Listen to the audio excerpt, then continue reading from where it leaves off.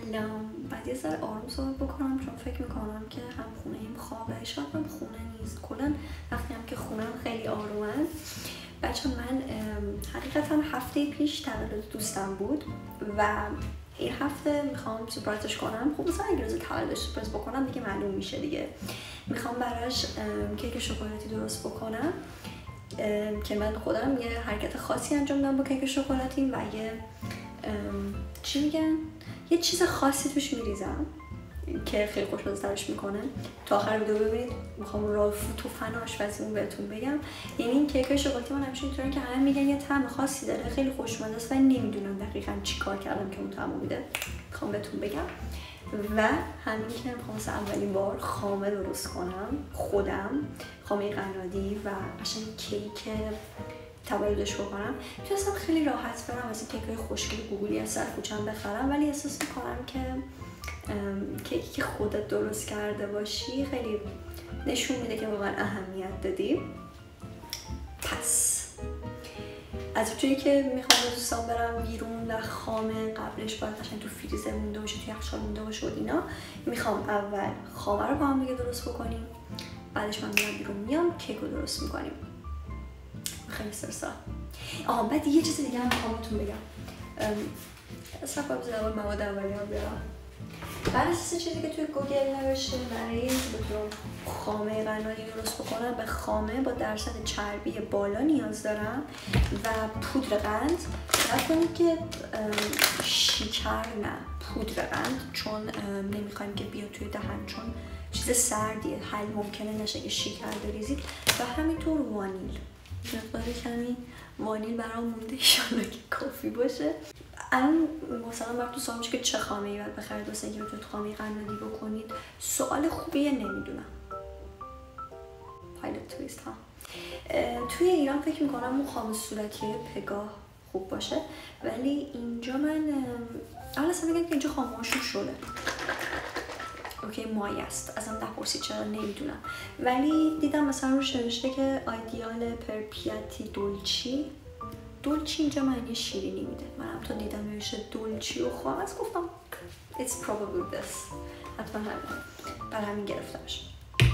یه تریکی که گفته بود این بود که گفتش که ظرفی رو که میخواید توش خامه رو درست بکنید باید از 20 دقیقه قبل توی فریزر مونده باشه. یه ظرفی هم باشه که در داشته باشه. بچه حالا تا هم توی فریزره و داره 20 دقیقهش میگذره، خواستم این چیزی بهتون بگم. من اینجا کیک تولد زیاد خوردم دیگه، یا حتی همجوری اسلایس کیک، و چیزی که متوجه شدم، بذار خامه رو بزنم توی یخچال. چیزی که متوجه شدم اینه که تا حالا ندیدم توی کیکشون، کیکای تولد خامه ایشون مخصوصا، مثل ما موز و گردو بریزن. I know why کیک تولد بدون موز و گردو میخوره و نمیدونم، شاید هم میریزن و من نخوردم، ولی من میتونم بگم مثلا 20 کیک تولد خوردم تا حالا و تو یه دونشون هم ندیدم. نمیدونم، من قصد دارم که خامه رو که لایه لایه میریزم روی کیک، که تا حالا حتی این کارم نکردم. ایشالله که مثل کراش شنبه لیم نمیشه. اگه ندیدید ولاگش توی اینستا هست. همچنین لایه موز بذارم. اگه آدم خوش سلیقه‌ای باشه، چون دوستم ایتالیایی، اگه آدم خوش سلیقه‌ای باشه، خوشش میاد و appreciated چرا دوست نکنی انگلیسی حرف بزنی؟ فارسی که لیکم. بعد قدردانی میکنه، طعم خفنش شکرم، بعد تنه باشه که بعدش میاد. Who cares؟ نه دیگه بعدش بیاد خیلی شکست عشقی میخورم، چون واقعا موز توی کیک فوق‌العاده است. قبول دارید؟ بیاید بریم اونور. بچه کادو واسه دوستم یه صبر کنید، من نمیتونم مولتی‌تاسک کنم. حق دارید آخر این ویدیو همش جمع کلمات انگلیسی استفاده میکنم، مسخره کنید، کاملا حق دارید. من خودم بودم میکردم. نوشته بود 400 گرم خامه، این 500 میلی لیتره، هر لیتر با گرم یکیه، پس بعد 400 لیترش رو بریزم. حالا کجا بکنم 400 لیتره؟ همچنین میریزم دیگه. خامه و قند و وانیل رو همجوری بزنیم. حتی مقدار شکرش هم دل بخواهیه، چون بچه‌بید خودتون میخواید که چقدر شیرین باشه. پس میریزم. بچه زیاد میدونم نباید ریخت. تلخ میکنه. برای دوستم کادویی که گرفتم، دوستم گفتم ایرانی نیست دیگه، براش یه باکس درست کردم از همه خوراکی مورد علاقه ایرانی خودم. مثلا توش سوهان گذاشتم، گز گذاشتم، چیتوز موتوری گذاشتم، کیک میک مورد علاقه‌مو گذاشتم و خیلی کنجکاوم ببینم که وقتی خوراکی مورد علاقه منو میخوره یه ایتالیایی چطوری میشه، مخصوصا لواشک و آلوچه، چون فکر می‌کنم باید خیلی براش طعم عجیبی باشه. دوستم خیلی از دوربین خوشش نمیاد و فکر نمی‌کنم بتونم خیلی فیلم برداری کنم، ولی اگه بتونم ازش اجازه میگیرم و ریاکشنشو موقع امتحان کردن ویدیو میگیرم بهتون نشون میدم. خیلی دوست داشتم ولاگ کنم واسه اینستاگرام هم ریاکشنش از خوردن چیز رو. فکر کنم جواب نیست. و اینم جواب نیست. بچه خیلی چیز شوریه. یه خانه سفت. بذار استرس دارم میگیرم. اگه من اجازه بده ویدیوشو میگیرم، شاید حتی ولاگش هم بذارم اینستا، ولی فکر نمی‌کنم. مثلا چون تولدشه دوست ندارم اذیتش کنم. اینا خیلی پسته دوست دارن ایتالیایی‌ها. این مثلا من خودم خیلی عجیب بود، ولی مثلا توی همه چی کرم پسته می‌ریزن، توی کروسان بستنی پسته خیلی دوست دارن. این اصلا عاشق پستن، عاشق کرم پستن. و من فکر کنم با چیزی مثل گز پسته‌ای و سوهان با پسته باید حال کنم. بچه‌ها هم خونم که خیلی خوب آشپزی میکنه اومد بهم گفتش که چی راحت نشستی، انقدر باید یه روبین و هی هم بزنی با دور تند تا سف شه. و دستم درد گرفت، ولی خب خیلی داره سف میشه. بعد بیشتر از اینم بزنم، بعد میزنمش فریزر رو میرم بیرون. بچه‌ها قشنگ پفکی شده، خیلی خوشمزه شده امتحانش کردم. میزنم فریزر. بای. بچه‌ها میگفتم میخوام بیام بیرون، می‌خواستم سیدا رو ببینم. الان تفاوت با کروسان قهوه چی رو نمی‌بینم. مزه گلاب میده. واقعا شربت خونگی مامانته که مستت میکنه. شربت خونگی مامانت نیست، عرقه. یواشکی رفتی عرق ریختی. عمدی تو انباری.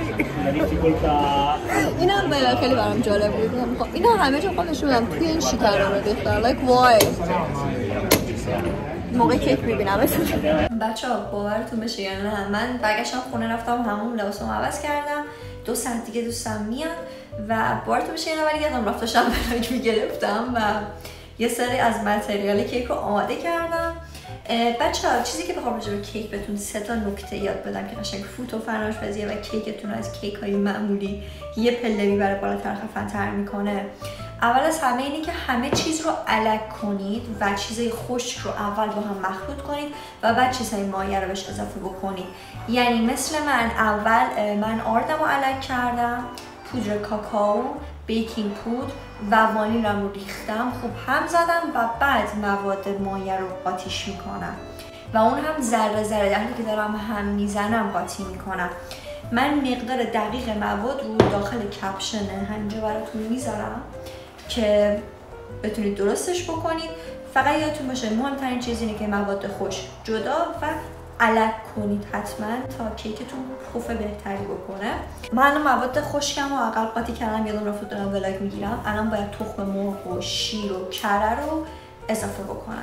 کره باید هم دمای محیط می بود و من تازه از یخچال درش آوردم. میذارمش داخل مایکروفر تا آب بشه. And it's funny because you won't know until you open the package. Like how should I know what am I buying? Maybe you should open it there next time. Yeah. بچه داشتم گفتم که خیلی تخم مرغ بعدی خریدم. مثلا نکن که اصلا یکیش این مدلیه این چیه. و بعد دوستان بهم تازه گفتن که تخم مرغ نخرده، یه مدت همون تخم مرغ اینجا آلوده به بیماری شده و خب من 3 تخم مرغ برای پختن کیک نیاز دارم. یه چیز جالب راجع به ایتالیا بهتون بگم که اینجا تخم مرغ وقتی درش رو باز می‌کنید داخلش یه عددی داره از 0 تا 3. 0 بهترین تخم مرغ، 1 تخم مرغ معمولی، 2 تخم مرغ بدی، تخم مرغ 3 رو اصلا نباید خورد. و خب تو نخری که نمیتونید درش رو وا کنی و من درش رو کردم و دیدم این لول 2 و امیدوارم که باعث کشتن خودم و دوستم نشم. بعد اینو پخش کنم بگن این ولاگی بود که بعدش مرد. گفتم من یه چیز خاصی توی رسیپی اضافه میکنم که به نظر همین میاد کیک خوشمزه تره ولی هیچکس دقیق نمیتونه بگه چی توشه که یه طعم خاصی بهش داده.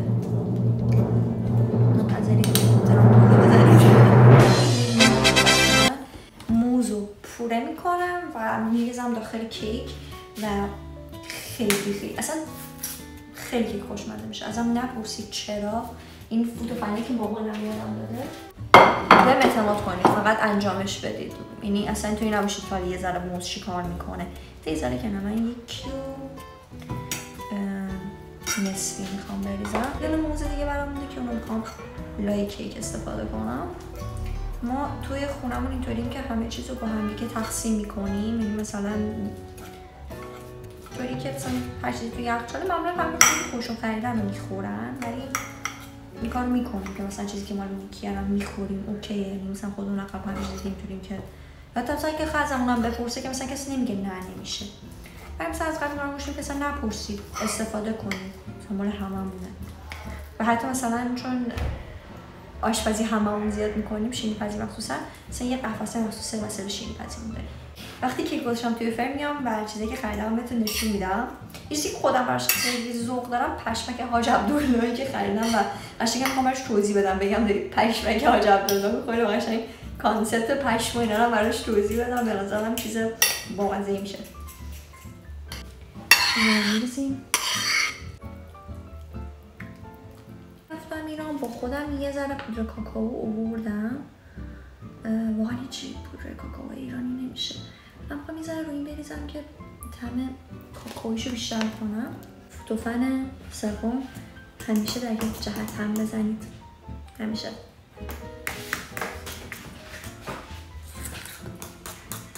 برخلاف چیزی که هم فکر میکنن که بعد تو یه جایی بزنید که هیچ دوندونی توش نباشه، مخصوصا وقتی که موز اضافه میکنید احتمالا مثل ملات من یک مقدار دوندون روش هست. اوکی، وقتی کیکتون بپزه اصلا چیزی زیر دندون نمیاد و نگران نباشید. مخصوصا اگه هم موز ریختی و هم دارید با دست هم میزنید، اگه با همزن بزنید دوندون نمیفته، ولی با دست حتی که موزم نریزید معمولا یک مقدار دوندون داره. نگران نباشید. در حدی که کامل مطمئن شید اینا با هم حل شدن بذارید توی فرم. هیچ چیزی زیر دندون نمیاد. استرسش رو نگیرید وقتی دیدیدشون، مثلا اینکه موزی جوری آب میشه. اوکی. باشه داشتیم میپرسم که نظرت کدومو استفاده کنم. این چیه دیگه؟ حشره اینجا قلب یا گل و یه جوری قلب تو ماچه. قلب چی میگه؟ ولنتاین از اون طرف اینم گل. و قرار شد با قلب بریم. قالبتون رو چرب کنید و یه ذره آرد بپاشید که مطمئن کیکتون نمیچسبه. از اونجایی که من میخوام مینیموم کنم ریسک رو و 1 ساعت دیگه قراره برسه و من هنوز دارم راجع به این چیزا صحبت میکنم.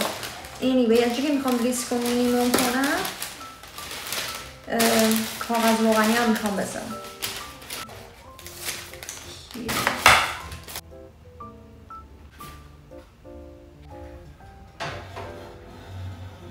تا واسه داره آماده میشه، من یه 4-5 دقیقه وقت دارم. میخوام بهتون نشون بدم چی خریدم، بعدش برم لباس بپوشم و موم خوش کنم. اولیش پشمک حاج عبدالله همونطور که بهتون گفتم و خیلی ذوق دارم. میگم اصلا اینکه درش بگم پشمک و قشنگ میگم داره چی میخوره، داره پشم حاج عبدالله میخوره. بعد سوهان شارژ اوزمون تموم شد. یه ذره قیافش هم فرم افتاده ولی خب اصلا چند شیک و خوشگله. گز 2 تا بیشتر نداشتم چون کاملا مطمئنم یه ایتالیایی گز برش یه چیز سفیده. کرم آدامس خرسی، بهمن کوچولو، آلوچه، لواشک. چون مثلا توی بار بوده خیلی داغون شده، مثلا این کیک مورد علاقه منه، مهر تایید کومانم داره، پس بذارید مطمئن باشید که خیلی کیک خوشمزه‌ایه.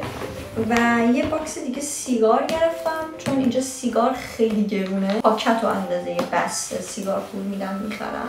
میام حاضر میشم، لازم بهتون نشون میدم. خب بچه‌ها این اسم آخر است. خیلی مطمئن نیستم ولی وقتی ندارم فکر کنم. اینم کیکمونه ترک خورد وسطش. الان میخوام از وسط برشش بدم و وسطش لایه خامه رو بریزم و بعدم روش.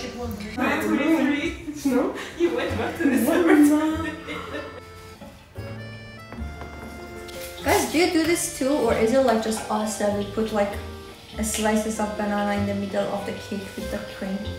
We do it also. What? Cake banana inside? Yeah. Nice with chocolate. بریزم روش. Isn't it like too early to put the cream on? Wouldn't it like the puff go down? Literally زشتن کیکی تو نه میمه هست که میگه بیرونم درونم، مثلا بیرونش زشته ولی از درون خوشمزه و نازه. Well, I'm hoping for that. طوری که دارم لوکی همه خامه رو با دست میخورم.